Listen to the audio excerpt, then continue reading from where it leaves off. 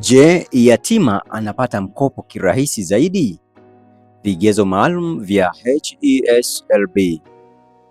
Wengi wanauliza, mimi ni yatima. Je, napata mkopo wa HESLB moja kwa moja? Jibu si ndio wala hapana moja kwa moja. Ni lazima uelewe jinsi mfumo unavyofanya kazi. Twende pamoja. Karibu Jack Media TZ, kila hatua ni maarifa na kila maarifa ni nguvu. Usiache kusubscribe, kulike, kushare na kucomment. Ukweli sio moja kwa moja. Kwanza kabisa, kuwa yatima hakukupi mkopo moja kwa moja.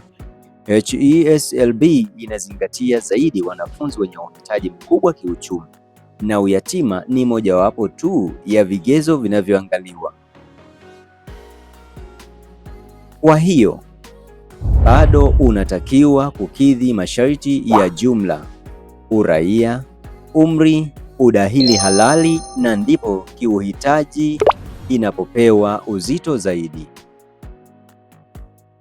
Nyaraka muhimu kwa yatima. Kama wewe ni yatima, hii ndiyo nyaraka ya ziada unayohitaji: cheti cha kifo cha mzazi au wazazi wote wawili kilichothibitishwa na RITA kwa Tanzania Bara na ZCSRA kwa Zanzibar. Kama mzazi alifariki nje ya nchi, unahitaji barua maalum ya uthibitisho kutoka RITA au ZCSRA.